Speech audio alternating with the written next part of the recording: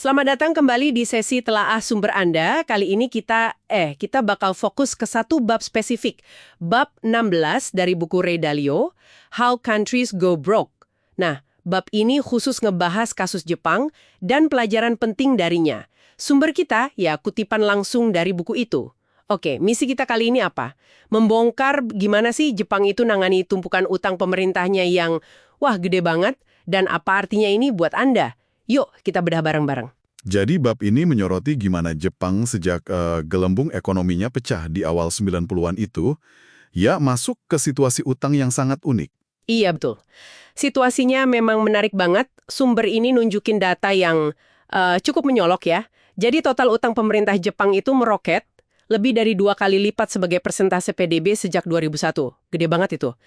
Tapi, nah ini anehnya, kalau kita lihat utang yang dipegang publik, maksudnya di luar bank sentral ya, naiknya cuma sekitar 30%. Jauh bedanya. Tunggu.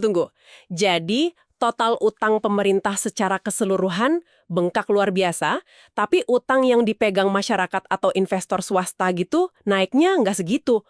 Kok bisa gitu? Selisihnya lari kemana dong? Nah, kuncinya itu ada di Bank of Japan, bank sentral mereka. Seperti yang dijelasin di sumber ini, BOJ itu melakukan yang namanya monetisasi utang secara masif.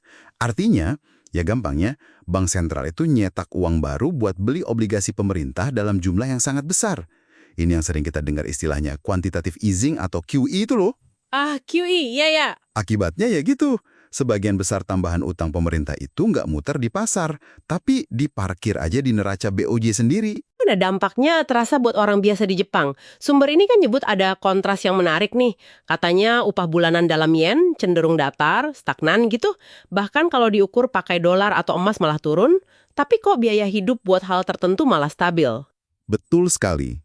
Itu poin penting. Khususnya buat barang dan jasa yang non-tradable. Ini istilah buat hal-hal yang susah diperdagangkan antar negara. Contohnya kayak biaya sewa apartemen, potong rambut, jasa-jasa lokal gitulah.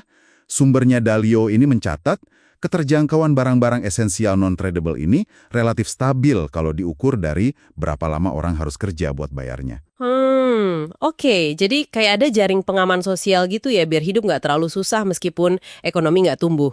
Bisa dibilang begitu. Ini jadi semacam jangkar stabilitas sosial di tengah stagnasi. Nah, di sisi lain, ada depresiasi yen yang signifikan. Jadi, meskipun tumbukan utang dalam yen kelihatan serem banget, nilainya secara eksternal, kalau diukur pakai dolar atau emas, itu nggak bengkak separah itu.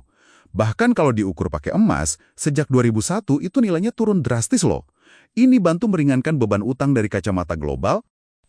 Menarik.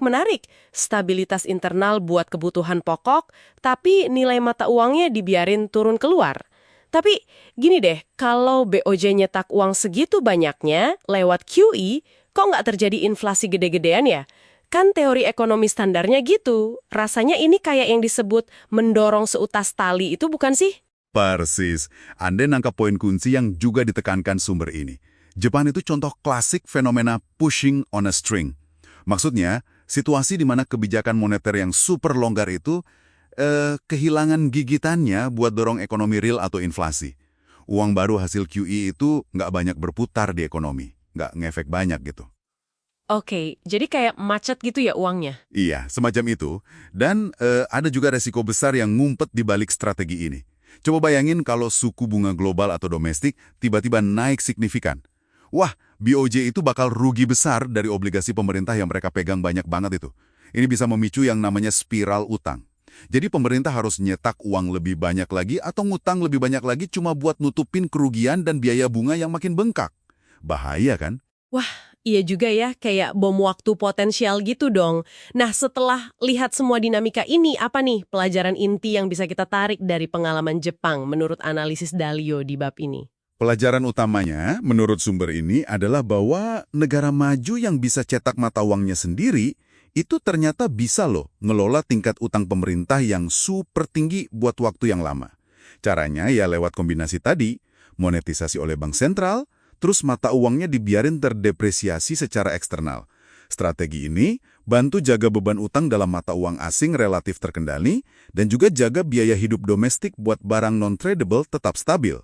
Ini penting buat stabilitas sosial. Oke, jadi bisa. Tapi Nah, tapi ada tapinya. Ini bukan tanpa biaya. Harga yang harus dibayar itu ya stagnasi ekonomi yang berkepanjangan. Plus, ada akumulasi risiko finansial yang gede banget kalau kondisi suku bunga global nanti berubah. Jadi, bukan solusi tanpa konsekuensi sama sekali.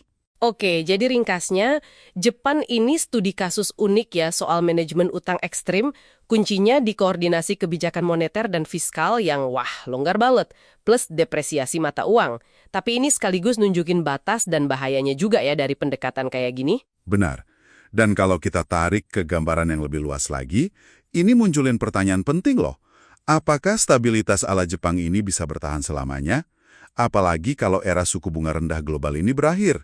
Terus, seberapa jauh negara-negara lain yang utangnya juga gede bakal tergoda atau mungkin malah terpaksa ya niru sebagian dari resep Jepang ini? Finansial Anda, entah itu obligasi pemerintah atau bahkan uang tunai dalam mata uang negara-negara yang sekarang ini beban utangnya juga raksasa dan mungkin ngelirik Jepang sebagai contoh.